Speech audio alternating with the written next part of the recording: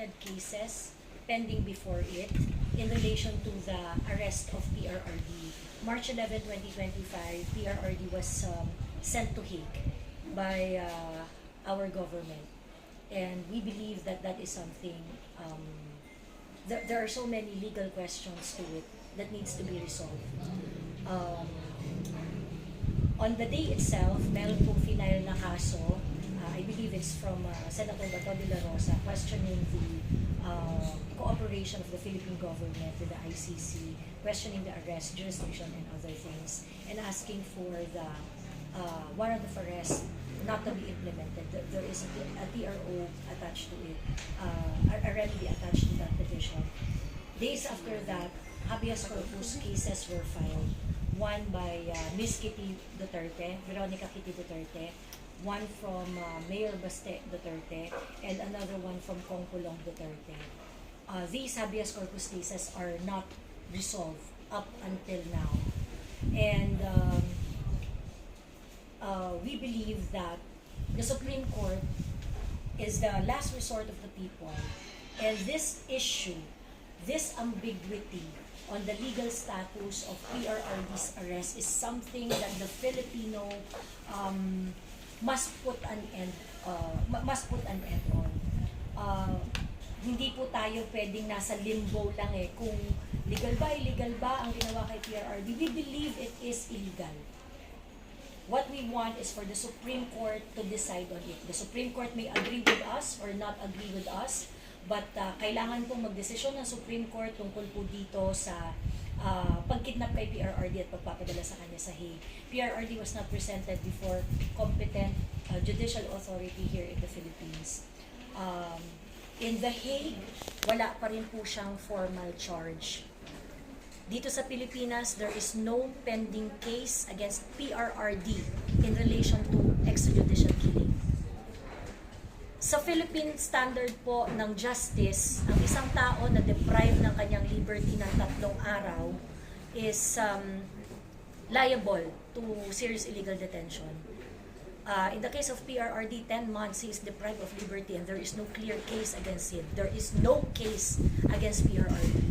And as a supporter of PRRD and as someone who believes that Philippines should be run under under the brand of public service that PRRD had rendered in our country, we believe that this movement, Tay Kami Naman, is an action of a Filipino protecting another Filipino.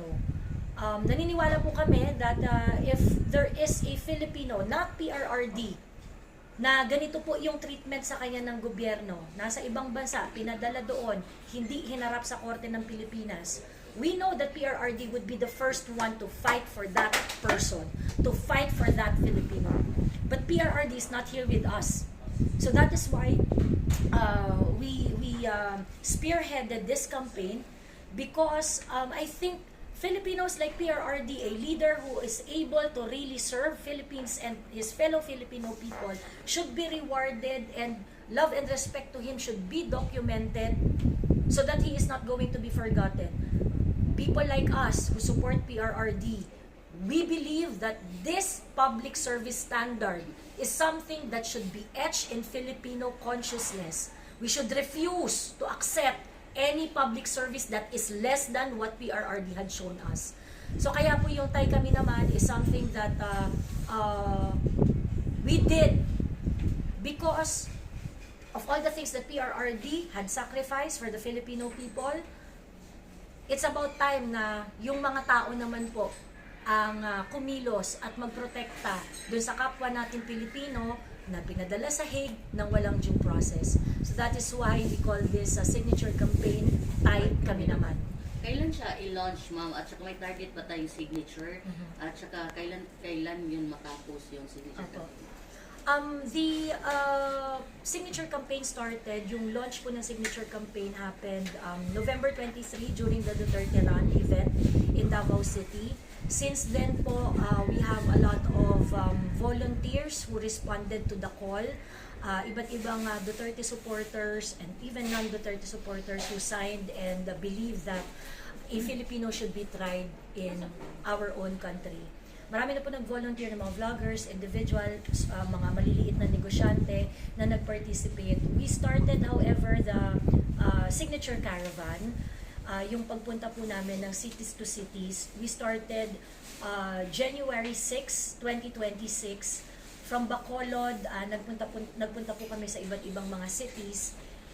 Primarily to show to everyone that we are dead serious in filing a petition before the Supreme Court. We target 500,000 signatures by February when we file the petition to the Supreme Court. But of course, we want more, and we can only do it if all the like-minded people would support us and do this together. How many signatures have you so far collected? And how many cities have you visited? Apo. Ma'am, Yeah, so far, we visit in 12 days sa pag-travel namin from Bacolod, Mindanao, and back to Visayas. We've already visited 18 cities. Isa-isay namin. So, From we started with Bacolod, then we proceed with Kabankalan, and then we went to Dumaguete, and then province of Siquijor, and Dipolog, Pagadian, Cotabato, dami no? Kidapawan, Davao City, Davao City, Digo City, Malaybalay, Malaybalay, Cagayan de Oro, Marawi, Iligan, Butuan, Tagbilaran, Bohol, Tagbilaran, at Tubigon, Nasipit, Nasipit, Tagbilaran, Tubigon, and then now Cebu City. and now Cebu. So all of those cities na naikot namin, na we were able to met with a lot of DDS supporters who welcomed us. And some not And some, yeah. not exactly aligned with PRRD's politics. There are people who are showing up and would say that I'm not really a supporter of Duterte, but we believe that he should be brought home and be tried here in the Philippines. So far, saan yung signatures? Yeah, saan? Apo. Our group receive signatures po from volunteer, but there are many other groups who are still conducting their signature campaign. So, hindi pa po namin alam yung hawak ng iba, pero yung hawak po namin, we are currently at 200,000 signatures. We are going to start counting yung iba po na mga na-receive, continuously nare-receive pa rin po namin sa Davao, hindi pa nabibilang. After January 31, and then we're also going to start the rest of the Visayas leg and Luzon leg of the caravan in February. Sa mga gustong mag-sign dito sa Cebu, ma'am, saan sila pupunta? For Cebu po, today they can visit Winzen Cafe. We're going to conduct signature campaign here until the evening. Kung gusto po nilang magpunta, mag-sign, it will only take 5 minutes of their time to show their support and be counted. We are also going to visit several cities here in Cebu City. Meron na po kaming preliminary itinerary, but we also want to squeeze in other location like Karkar, Lapu-Lapu, and Danao.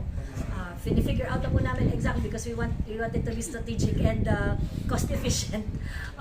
Since we are composed of private individuals who are running this campaign, Yes. supported by hardcore Duterte groups like DRT, Sara Philippines, Save the Philippines Coalition. Kaya kailangan, we have to do it talaga ng cost efficient. Cost efficient. And the beauty of it, balik ako dun sa question ni Ma'am about how many signatures.